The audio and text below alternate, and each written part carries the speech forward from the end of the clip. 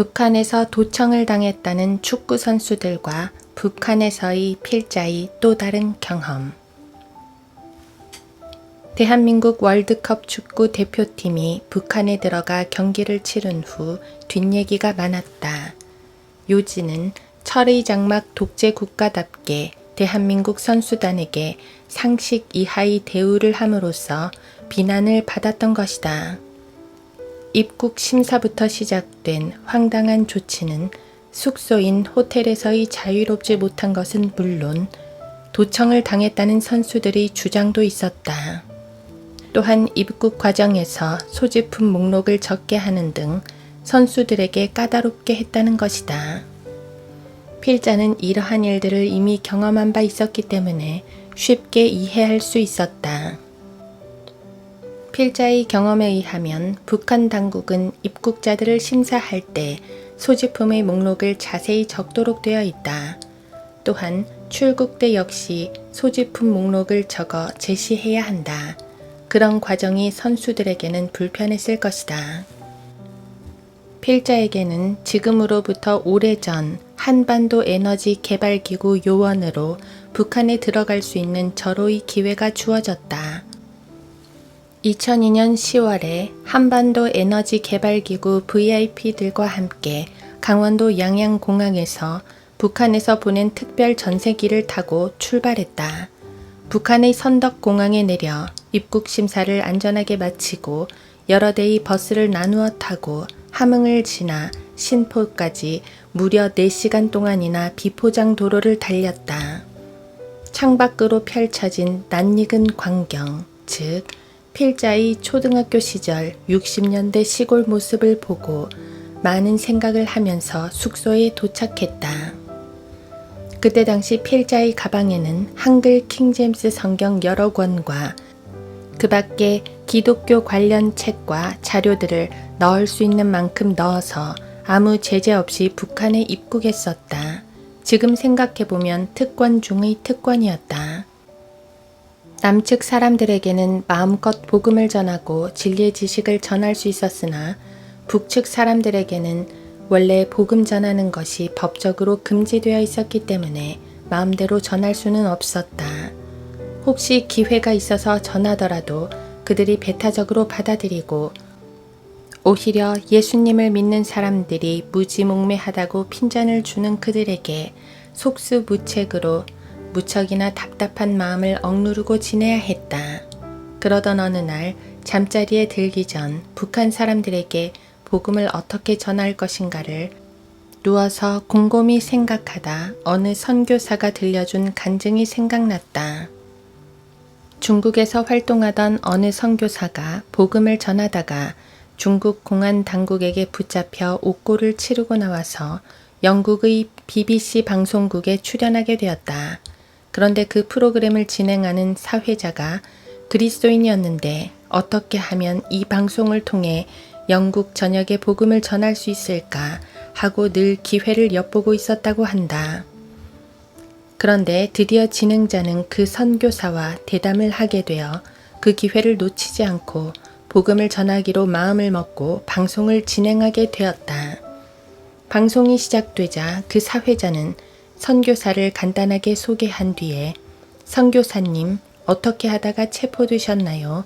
라고 질문을 하자 선교사는 중국에서 복음을 전하다가 체포되었습니다. 라고 대답했다. 그때 사회자는 기회를 놓치지 않고 의도적으로 복음을 전하다가 체포되셨다고요? 그렇다면 복음이 무엇인지를 자세하게 설명을 해달라고 부탁을 하게 되었다. 그 선교사 역시 재빨리 진행자의 의도를 알아차리고 방송을 통해 하나님에 대해서 인간의 죄에 대해서 예수 그리스도의 십자가에서 죽으심과 부활 그리고 속죄에 대한 보혈의 능력과 재림에 대해서 단숨에 설명을 했다. 그 결과 영국에서 그 생방송을 들은 모든 사람들은 복음을 정확하게 듣게 된 것이다. 영국에서는 다음날 일간신문에 그 사실이 톱기사로 실리게 되었고 그 사실에 대해서 찬반 양론이 엇갈리게 되었다는 것이다. 필자는 그 간증을 떠올리면서 직접적으로는 아니더라도 간접적으로 북한에서 복음을 전할 수 있는 기발한 방법이 생각났다.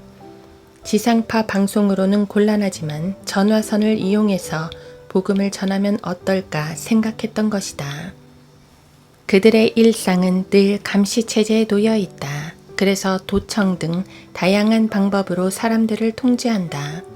그래서 역발상으로 그 체제를 이용하고자 한 것이다. 원래 한반도 에너지 개발기구 요원들은 북한에서 주어진 영내에서는 모든 면에 있어서 자유롭고 전화도 남측으로 마음대로 할 수 있게 되어 있었다. 마치 한국의 미군 기지와 같은 법적 위치에 있는 것이다. 영내에서는 모든 것이 자유지만 한국으로 전화를 할 때는 그 통화 내용을 북한에서나 남측 국정원에서 공의 도청, 감청하고 녹취도 한다는 사실을 입국 교육받을 때 알게 되었다. 그래서 회심의 미소를 지으며 다음날을 기약하고 잠이 들었다. 다음날 점심시간을 이용해서 한국의 목사님께 전화로 감청자들에게 복음 전할 계획을 설명드렸다. 필자의 의도를 재빨리 알아차리신 목사님께 복음에 대해서 질문을 드렸다. 제 이름은 박재권입니다. 그런데 이곳 한반도 에너지 개발기구 현장에는 교회라는 곳이 있어서 많은 사람들이 다니고 있고 그곳에서 예배도 드린다고 하는데 이 교회라는 곳이 무엇을 하는 곳인지 궁금합니다. 그리고 많은 사람들이 예수님을 믿으면 죄로부터 구원을 받는다고 하는데 목사님께서 설명 좀 해주시겠습니까? 네, 설명드리지요. 인간은 모두 다 죄인입니다. 그래서 구원자가 필요하며 그 구원자가 바로 우리를 위하여 오셔서 십자가에서 우리 죄인들을 대신하여 우리의 모든 죄를 다 용서해 주신 예수 그리스도십니다. 그 예수 그리스도를 자신의 죄를 대신하여 피 흘려 죽으신 구주라는 사실을 마음으로 믿고 입으로 시인하면 구원을 받습니다. 이 세상에서 구원받을 만한 다른 어떠한 종교도 없습니다. 그렇다면 저도 지금 마음속으로 믿고 예수님을 영접하면 구원받을 수 있습니까? 예, 그렇습니다. 그러면 어떻게 영접할 수 있습니까? 예수 그리스도를 진심으로 믿고 나를 따라서 기도하십시오. 그렇게 하면 주님을 영접하게 됩니다.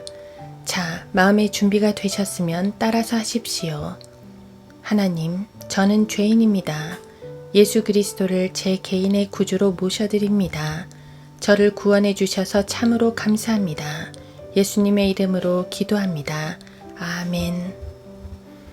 목사님, 이제 저도 구원 받았습니까? 네, 그렇습니다. 이제 형제님은 하나님의 자녀요. 우리의 형제입니다. 앞으로 기도하시고 말씀도 공부하면서 믿음 생활 잘 하십시오. 조금은 묘한 감정이 교차했지만 이렇게 해서 첫 단추가 멋지게 끼워졌고 그 후로 이틀 간격으로 전화로 목사님과 복음을 전하기 시작했다. 복음을 전했다기보다는 우리가 감청자들에게 일방적으로 복음을 설명했다고 하는 편이 더 나은 표현일 것 같다. 물론 의도된 사역이었지만 항상 같은 목사님과 똑같은 내용을 반복하는 것이 마음에 걸려서 다른 여러 목사님들과도 번갈아가며 귀국할 때까지 20회에 걸쳐서 그 일을 반복했다. 처음에는 시간이 좀 걸렸지만 나중에 갈수록 숙달이 되어서 그때 통화한 기록을 보니 6, 7분이면 거뜬히 마칠 수 있었다. 우리가 복음을 전화로 설명하고 듣는 순간 북측에서나 남측에서의 사람들의 반응이 몹시도 궁금했다. 북측에서의 상황을 상상해보자면 참 재미있다. 전화를 감청하고 녹취하는 담당자는 이틀이 멀다 하고 들어야 하는 그 복음을 어떻게 생각했을까? 듣기 싫어도 들어야만 하는 그 상황은 힘들었을 것이다. 혹시 듣기를 원했다면 생명의 말씀을 듣는 귀한 시간으로 삼았을 것이다. 그리고 녹취된 그 테이프를 또 들어야 하는 상급자도 있었을 텐데 과연 그들의 반응은 어떠했을지.